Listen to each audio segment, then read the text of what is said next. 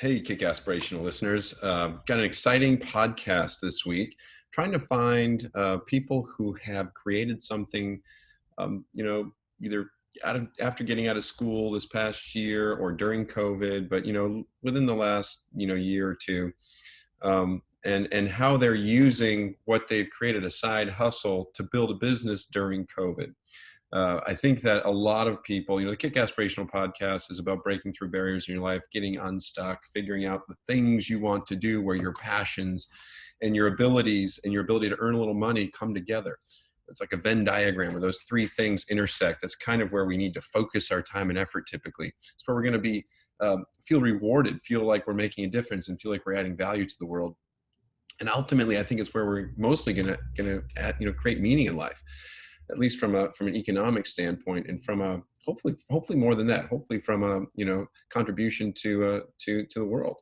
And it happens in different ways. Sometimes people think you have to be Mother Teresa to change the world, but if you look at Apple, or you look at Starbucks, or you look at Access, or you look at a lot of different brands that have made a big difference in people's lives. Nike, as an example, they're social change agents as they grow and as they build community. And as they figure out the lifestyle values, the brand values that they share with the community that they're in. And so this week we're going to talk to Adam Mundy. He started a business out of college after this last year. He graduated in May of 2019, started a company with his brother called Charlie Todd. They make these fantastic wallets, and there's these really cool slimline ones that I happen to love. This is sort of replacing a Paul Smith wallet that I have, very similar, only it costs about a third as much, maybe less, maybe a quarter as much. They're about $45, so very inexpensive, and really high quality leather. It's beautiful, beautiful little wallet. And he also does these field note wallets that have places for your cards and money and business cards, but it also has place for little field notes notebook, which I always love taking notes in meetings. I have a lot of meetings. It helps me remember, and also helps me listen intentionally as I'm in a meeting. But so these are great. You can put them in your pocket. You can put them in a backpack, easy to carry with you. And I love what he's doing. More importantly, I just love the fact that he's doing it during COVID. And so Adam gave us a code for Kick Aspirational listeners. It is Kickass, and you get 15% off at charlietoddgoods.com. So just type in Kickass. You're going to get 15% off at charlietoddgoods.com. They'll do custom things. If you don't like what you see on the site, you want something different, they'll work with you to do that too. But this is a great podcast. I'm trying to keep these a little tighter, a little shorter, but really get into different ways that people are breaking through barriers in their lives, creating something, a side hustle that's meaningful and that is productive for them. And I'd love to hear stories that you have. If you know of a good side hustle, or somebody who's doing something, you want to tell me about something you're working on, maybe it'll be an opportunity. We can bring you on the podcast, and you can help our listeners think about how they can break through barriers in their life. So enjoy this. Adam Mundy, charlietoddgoods.com. Kick ass for 15% off. Let's do this. We are back with a Kick Aspirational podcast. We're doing a fun new series of segments this year, this kind of school year, I like to say. After the summer, we're coming back to a new season. But I thought coming back after the summer break, we'd interview people who have kind of broken through barriers post-COVID or during COVID. And today, because the Kick Aspirational podcast is all about helping people break through barriers in their life, today we are going to talk with Adam Mundy, who lives in Laguna Beach, family, friends. Adam graduated from Boston University in May this past school year. And we'll let him talk about his story a little bit, but basically he found himself home without a lot planned, decided to make it productive. And so he started a company similar to Leslie Davidson, who we interviewed last segment. So this is an exciting time. Welcome to the podcast, Adam. Good to have you. Okay. Yeah, thanks for having me, Dave. It's kind of funny. We've been doing Zoom. We've been using Zoom a lot to do podcasts just because it's so simple and elegant. And you literally don't live very far from me, so we could probably do this in person. But I figure it's easier to do it on Zoom and maybe a little bit more socially conscious. So yeah, probably more acceptable. Yeah. I'm trying to sit in the same room. How are you doing, Adam? I guess I've been seeing you a fair amount lately. We were just on a boat with your parents. Yeah. This past weekend. tell us a little bit about Charlie Todd, your wallet company. By the way, I just bought not only a Charlie Todd wallet from you, which I love. I love these small, thin wallets. I had a Paul Smith wallet, which is getting old, but it's Uh-huh. also a lot bulkier. And when I'm traveling and doing things, I like thin wallets. So this is cool because it's even thinner than my old one. And so like when you're just going out, you can throw this in your pocket, put some cash in there if you have some Yep. cards. And then you also introduced me to, this is, by the way, I love the little bags that you have, the Charlie Todd bags. I also just Thanks. bought this from you. This is the Charlie Todd Field Notes wallet. So you've got a place for your cards and cash and accoutrement, whatever you're going to put in there. And then you also have a field notes. And when you were talking about this, I said, man, I always carry a notebook because I like to take notes in every meeting that I go to, anything that I'm Yep. thinking about. I want to capture it. My brain's not as good as it used to be. Love this. This is brown leather. It's gorgeous. You can pick different colors. These are just two things we've tried so far today. But tell us a bit about Charlie Todd, how you started it, why you started it. And by the way, why is it called, your name's not Charlie and your name's not Todd. Why is it called Charlie Todd? Well, first of all, Charlie Todd is based off of my brother and I. Uh, this all kind of developed during quarantine because I was finishing my schooling and I had all this free time. And I always wanted to make something of my own from scratch. I always loved woodworking, um, and other just hand hobbies, essentially. And probably by the end of my semester, I just wanted to be more creative and find something that I could really put all my energy into while I was trying to find a new job.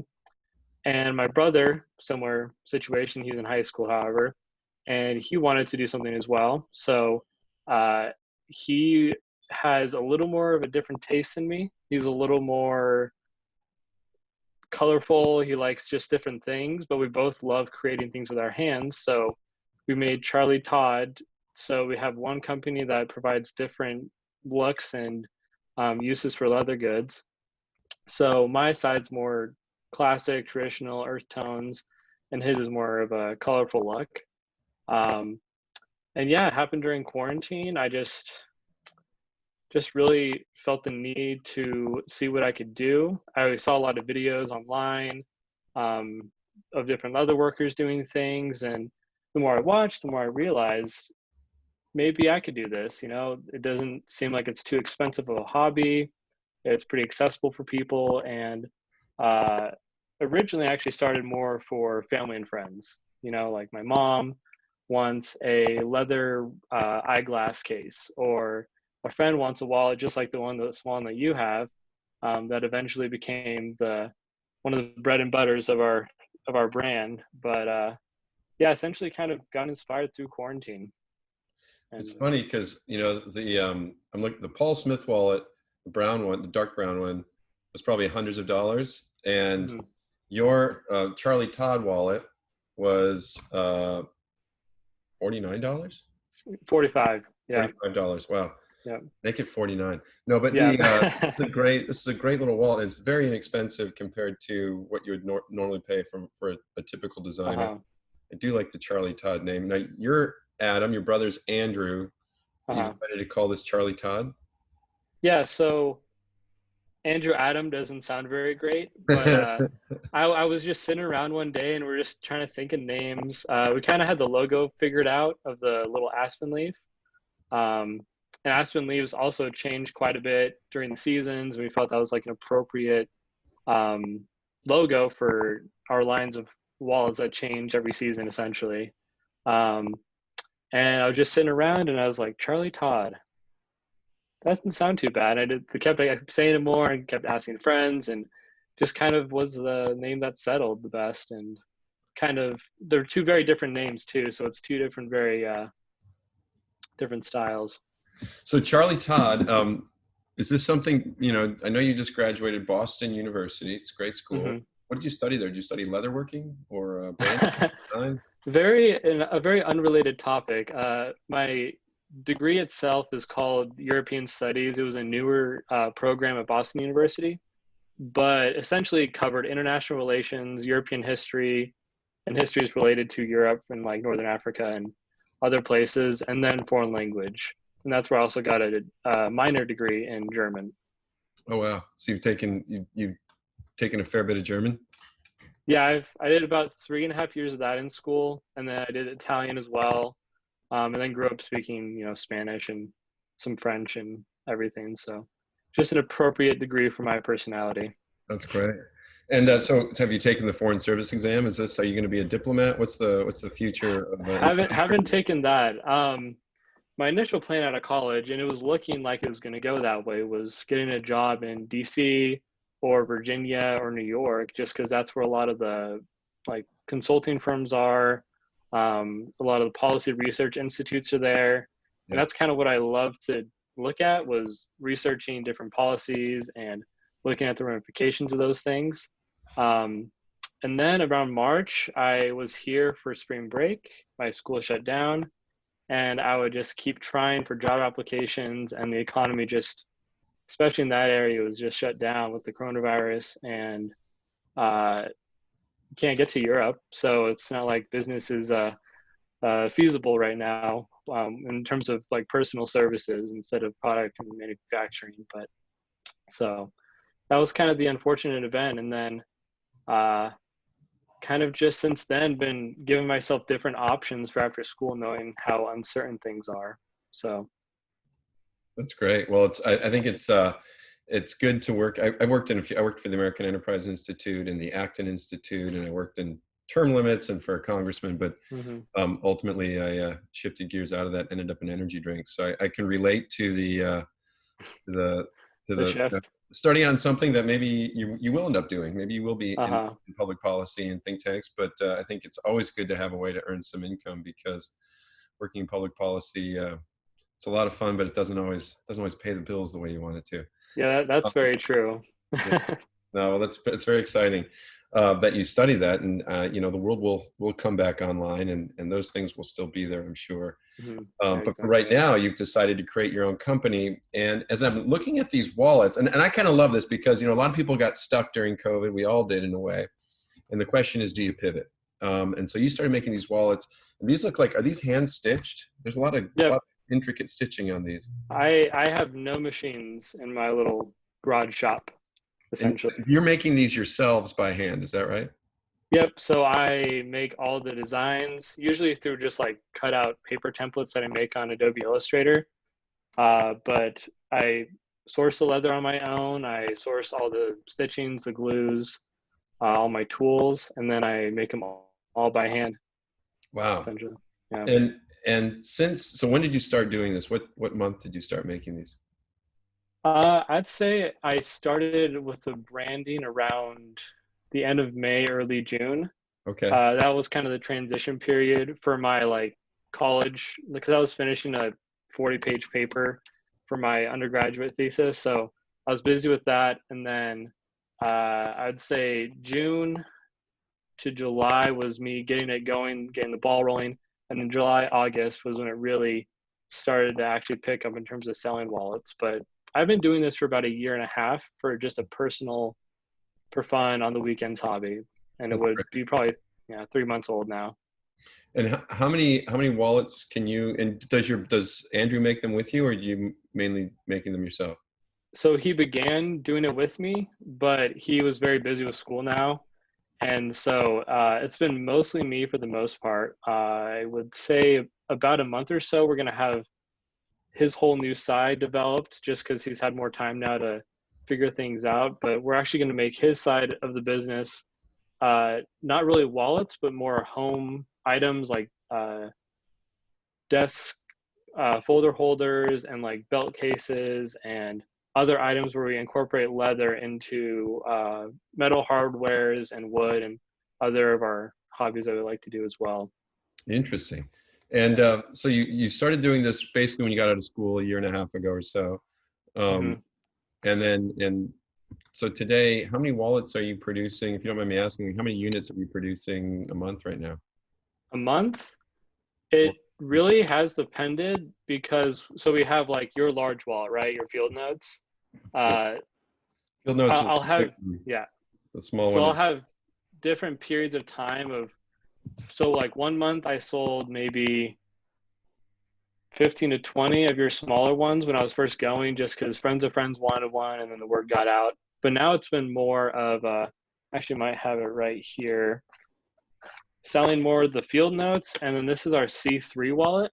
So it's kind of an in between. So this side I made for business It's a cards. folding, for people who are listening, it's a folding wallet. So Yeah. the small wallet is just a rigid wallet that you can put a few cards in and some cash. Mhm. Field Notes is a bigger, almost like a, it still fit in your pocket, but it's a bigger wallet that holds a little notebook plus your cards and cash. This wallet you're showing right now it's a small folding wallet. Is that right? Yeah. I call this a C3 business wallet. Uh, Mostly came actually inspired from my parents because, and my dad's employees and everything, where they have 50 business cards Yeah. on them at all times. So I just made one of these. It's a little bit wider, so you can fit your cash, business cards, everything on this end, and then probably 3 to 4 cards on the other side. So I'd say I'd be making more of these in the field notes. Hmm. Uh, it's going to be less quantity of those just because they're more expensive. But in the past month, I've probably made 2 or 3 of your field notes, probably 4 of the C3, what I just showed you, and then around maybe 5 to 10 of the smaller ones, depending. Well, that's great. Well, how long does that take to produce? I'd say for the smaller wallets, about an hour. If I really am in the zone, I can probably do 45 minutes just for muscle memory. Your larger field notes wallet, that's probably a 3-hour project. Hmm. And then the in between's anywhere from 2 to 3 hours. Are you making enough money to cover your cost of time and materials? Yes, as a son of a businessman, I I always consider my fixed and variable costs. So I'd say most of the wallets go at around a 20% margin, and then I have enough money to not really keep it, but apply it to new tools and new items that make the process more faster and a little easier. How is this going to scale? Are you going to be able to keep making more if you have more demand, or are you going to have to start hiring some people? I'd say I can probably do for the most part on my own. It's not the most difficult item to make at scale because you can really section off like the production process pretty well because it's essentially cutting, gluing, stitching. So you can cut out a bunch of panels and then glue them together and then stitch them. For me, I only like to do hand stitching, so that takes a little extra bit of time. But with me and my brother, unless this blows up for some reason, we could. There's actually a lot of outsourcing that is done in the United States for leather wallets in like Connecticut, New England, and also more Middle America as well. But for the most part, it's pretty manageable with me and my brother. You know, it's funny when I was in between the age of you and your brother, I was in college. One of the first like serious companies I started was a crystal jewelry company, and it was kind of similar in the way that my business partner and I, we would travel to Joliet, Illinois, to buy crystals in bulk, and then we would make these like copper top and silver wire. We would build up these necklaces and sell them at New Age fairs. But the thing that was great about it is we had to start taking into consideration our time and materials and then the margin that we wanted and make sure that it scaled and that it was Mm-hmm. productive. Do you feel like this is something that's, how far do you want to take this? Well, that's kind of the trick at the moment, just considering because I have my professional aspirations that I had before this that I'm just keeping.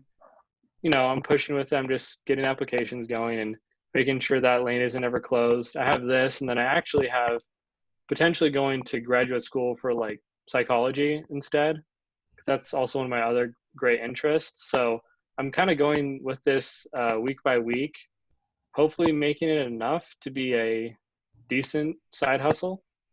But I'm pretty much just gonna go and take every opportunity I can to see where it goes. But I wouldn't necessarily say I have a full destination in mind of a full-time business and a big workshop and employees, but we'll have to see. No, when I saw you the other day, yesterday, when I stopped by, I took Andrew surfing, then we stopped back and you were in the garage building these. You were shooting a video. I noticed on your Mm-hmm. website, charlietoddgoods.com, you've got blog posts about different cultural interests, so whether it's reading, coffee, music. Is the video on how you make these wallets also going on Charlie Todd goods.com? I believe it should be. I might have taken it down from the website, but we have it on YouTube. We have a YouTube channel as well. I only have one video up from probably 2 months ago, and it's making a specialty custom wallet that I had made. That was a tan version of that business card folding wallet with some denim inside of it. Oh, cool. And that's me just showing you the process of how to make a wallet. And that's what I was doing yesterday. And it was this women's wallet, which is it's a C6, I think I'm going to call it. It's a lawn wallet. It'll be out probably November. But it also is even good for holding like a checkbook if you wanted to fit it in there, or really anything. It's just a new style. C6 is a longer woman's wallet that would go in a purse, or maybe a guy can use it too for a checkbook, right? Oh, yeah. It's unisex. Yeah. I really never set out to make men's wallets. It was just kind of wanting to make very simple, not very rugged, because I felt like the leather industry was pretty saturated in a way with just rugged looking leather wallets and like beaten wood and brick walls and that kind of stuff. So I thought I would take a more like minimalist, simple approach to making wallets. More refined approach. Yeah, exactly. I also see that you're posting some of your favorite music on here. You've got the Song of the Month, FKJ at the Montreux Film Festival. What inspired that? Well, part of this business as well that I'm kind of playing with right now is not only providing an experience for your daily use of wallets or belts or whatever future products you're going to make, but also just as a place to look at creative things and explore new ideas, because I really do like to write as well. And so that's where the blog came from. And music's also one of those things that I've always felt like I had a very niche collection of music on my iPhone. And I always just like sharing those kinds of things. And that video or that song was actually supposed to play automatically when you got on the website, but I think the code went corrupt or something, so I need to fix that. But I just like showing people things that they probably haven't seen before, and just kind of share different lifestyle ideas and hobbies and whatnot. So these are the sensibilities of Charlie Todd, and Mm-hmm.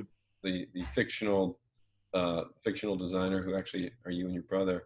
And so more or less are your tastes reflective of the brand's taste, or did you specifically segment the brand along the lines of, reading, music, and of course the leather goods that you sell? I'd say it's about 50-50. I'm a very like organized minimalist person, so it kind of goes with my personality, but at the same time, I ask every single person I sell a wallet to, I keep touch with them and keep asking them like how it is and what they want, and kind of consider my own interest and what they want as well, just because I don't want to make just things for me. I like making things for other people at the end of the day. So yeah, no, but I think it's smart that a lot of people will start with their passions and the things they love, and then they'll move into, if they're smart, like you are obviously, and talking to their customers, they'll start getting feedback on the areas they can improve or areas they can shift that will be more reflective of what the community is that they're serving. And I think that's super smart. Yeah, exactly. So do you have any interest in going into brand management or brand design or lifestyle branding, or is this just a side hustle until you get to some of the things that you've been more focused on in your studies? I've definitely started to consider that over the past month or so, just sitting down and realizing that I feel like I have actually some talent in marketing and branding and creating a brand itself. It's definitely a thought. I'd personally enjoy more having the hands-on experience, being able to make the things and get them out to people versus just managing the brands themselves. So at the end of the day, probably just focus on my own thing, but I've always considered over the past month just where I could go and helping other people as well. How are you getting the word out right now? How are you reaching new customers beyond your family and friends? Mostly through social media. Facebook and Instagram have pretty good advertising algorithms now. So every once in a while, when I make a new wallet, I'll advertise it on Instagram. And honestly, the leather community is very collaborative and very open. It's not a zero-sum game. If I reached out to somebody that's big in the leatherworking, they will respond to me, and I'm just the 120 whatever follower page. So most of it's just getting advice from people in the leatherworking community, and then really just pushing a lot of content on a social media and giving them a reason to come back and see what we're doing. Sounds like Charlie Todd needs a podcast. That's I have been a long time podcast fan since 2012, so you never know. One of these days could do that. Who are your favorite podcasters? I have probably a regular list. I really like the Art of Manliness podcast. It's not necessarily for men. Like, I know plenty of women who love it as well, but they go over a lot of different philosophical things and hobbies and different ideas for everyone to apply to their lives. I like Jordan B. Peterson. I like, there's so many at this point that I'm kind of losing track of them. But Art of Manliness has been my most regular listen. That's awesome. And then just some history podcasts and those kind of things. What kind of investment has it taken for you to get started in this? It's been a pretty accessible investment. Thankfully, I have support from my parents, but also I worked a lot through college. So I had a lot of money saved up for this. You can get all the tools you need for starting up for $300 to $500. And that's including all the things that you really need, not just, the bare minimum. And then leather's pretty accessible. You can get a nice shoulder, which is probably this big, for $60. Like what, 2x3? Yeah, it's probably 2x3. And that's $60. And it's not a huge investment. I'd probably put around anywhere from 5 to 1,000, just depending on what's going on. Just because the variable cost for leather is just it's very different, but it's a pretty accessible hobby, honestly. Is there a site you go to buy it, or a place you find it? I would say actually finding the things you want to use in leathercraft is substantially harder than actually paying for the things you want to use, because it's just, there's so many different types of leather out there now, and there's so many different websites that it took me probably a good month to get a good handle on it. I go to a lot of leather suppliers. There's one in Maine called Acadia Leather. They have really good quality leather. Wicked and Craig is one of the biggest vegetable tanned leather distributors in the country. But I also import a lot of it also from France and Italy through other leather suppliers in Canada. There was a tool you showed me yesterday that helps you punch, basically mix punches for the stitching. You said you bought that in Korea, is that right? Yeah, actually, I have it right here. I brought some tools in case you wanted to see them. But yeah, show us some of your tools. Yeah, so this is the Cinabrox pricking iron. Originally, they were used for just kind of marking where you want to put your holes, and then you'll have your old stitching system. But this is now used to make the holes themselves, and then you can do your hand saddle stitching. So that's from South Korea. I have this tool as well. This is a new one I just got. If you notice on your wallets, they're rounded on the edges instead of just flat, squared on the edge. Here we go. The nicely rounded edges and the saddle stitching on this wallet. So this tool here is called an edge beveler, and that's what you use to essentially take off a nice little portion of the edge on both sides. And then I use a thing called a wood slicker. It's just like a hand stick that has some grooves in it. And that makes all the surfaces smooth and kind of puts everything together. Very, very smooth and professional edges. Like it looks like it came from some kind of a luxury design shop. Don't let my wife know about the edge beveler. She might try and use that on me. She said I'm a little edgy. Yeah. I'll make sure not to mention it. Yeah, no. That's excellent. What's the hardest thing about starting this that you run into? The hardest thing, I'd probably say just probably managing your time. It's a little tricky, especially because it's hard to plan everything out. You'll go through a lot of waste. You'll waste a lot of leather on things that you thought you were going to do, but you never actually did them. Mm. Uh, and really just, it's just always important to consider how much you enjoy doing repetitive tasks in your hobby, because you can easily burn out of anything. Uh, but you just really have to give it time, because it's frustrating, because you want to get going, you want to have your branding done, you want to make sure you have everything in order very quickly, but it just takes a lot of time because you have your life on the side, so Yeah. I'd say just getting everything in order, not stressing too much, and just taking it day by day, really. For your branding, did you do a trademark search before you? Well, let me ask you: Have you registered? Have you registered Charlie Todd or Charlie Todd Goods? And did you do a That's search? yeah.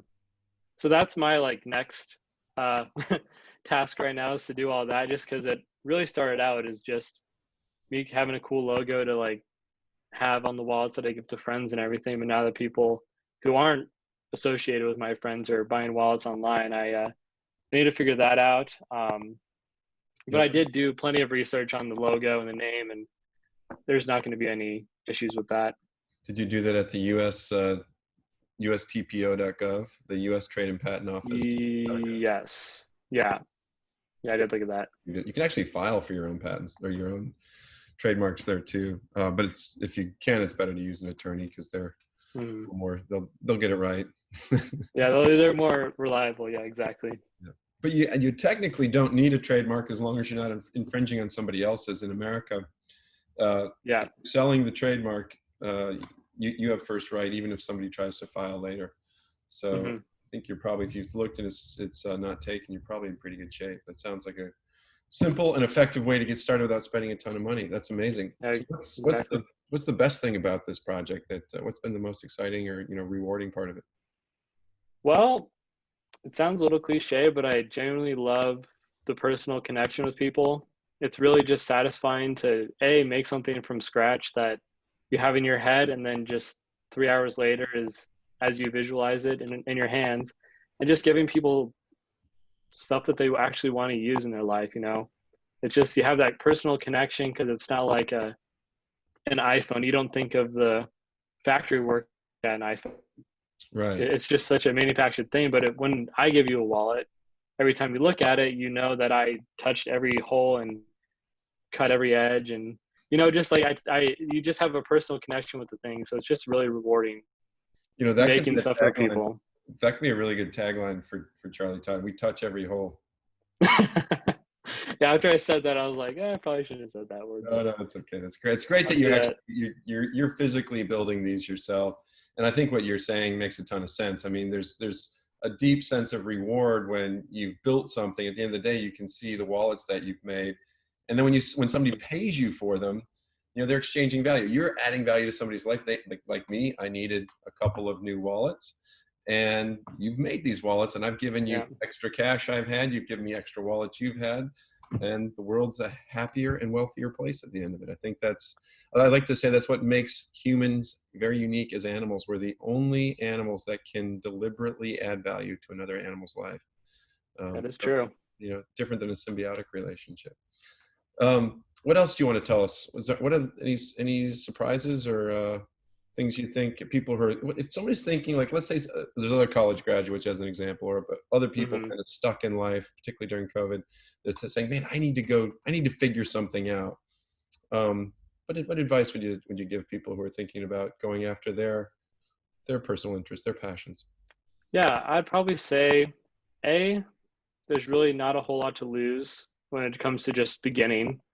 It's a lot of procrastination that you can do, and it's not very beneficial. But I would say, don't burn every bridge when you're starting to do it. So say I was someone who graduated college and I wanted to become a carpenter, but I wanted to do this other side business.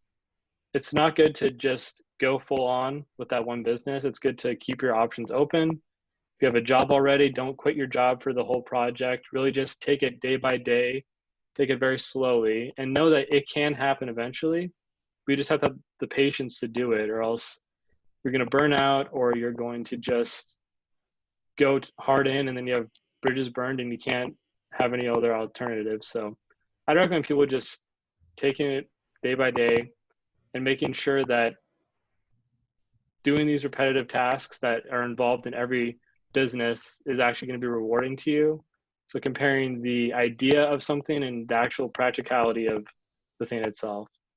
That's great. So if I can paraphrase that a little bit, it's thinking about it as a side hustle rather than full-time replacement at the beginning. See where Yeah. it takes you, Yeah. and keep your options open. Yeah. So that's great, and really focus on how it, doing the work and seeing if this is something that you want to spend full time at. Those are all Yeah. good things to think about. And so these wallets are found at charlietoddgoods.com. Yep. And they're very reasonably priced compared to, I mean, this is fantastic leather. These will age over time, right? So they can naturally discolor in a way that's very pleasing. Yeah. And Yeah. and if people want like more field notebooks and things like that, do you sell those, or do you refer people to other sites to buy those? We don't. We usually refer them to Field Notes themselves or Moleskin or whatever brand they like to put in the wallet. But we've thought about eventually making Charlie Todd Field Notes, just our own customizable ones that you can buy from us instead of having to go to them. But yeah, all of our products are top quality leather. A lot of it's imported now, and they're going to age really well. And I wanted to make something for people that wouldn't dent their debit card, but at the same time be long lasting and durable and perfect for everyday use. And if people want different colors than you offer on your website, are you willing to do custom colors or custom stitching or custom thread? Yeah. Yeah. So we actually just started probably a couple of weeks ago offering custom orders entirely. So if you go to the website, we have a contact page, and you'll see a little announcement too on the homepage. And it explains how you can contact us and ask us, do you want a laptop sleeve or a special pencil holder or anything like that? We can get it done for you. So Do you get a lot of pencil holder orders? not much. We've had a lot of eyewear cases recently and stuff, but Very but cool. we're really branching out into the custom stuff now that we have the tools to do so. Awesome, Adam. Well, this is really exciting. I love hearing stories of particularly younger people who are maybe coming out of school, or we just had a young entrepreneur on previous episode who was in one of her early jobs and got laid off, and so she started a company called Lenny. But very, very exciting to see what you're doing here. Thank you for sharing with us today on the Kick-Aspirational podcast. And are there any discount codes or special offers for listeners at Kick-Aspirational? Yeah, I actually made a discount code this morning for you guys. Okay. The discount code is just Kickass, one word, lowercase. So Kickass. You just put, and that's 15% off your whole order. Okay. Whatever you're getting. We'll make sure that we include that in the notes on this podcast episode. Kickass gets you 15% off at charlietoddgoods.com. That's very exciting. Yep. Thank you again, Adam. I really appreciate your time today. Yeah, thanks for having me on, Dave. You bet. Talking to you. This has been the Kick-Aspirational podcast. Life is not a spectator sport, and neither is this podcast. Whatever you do this week, please get out there and do something, and do it in a way that is absolutely kick-aspirational, because we want to see you be kick-aspirational.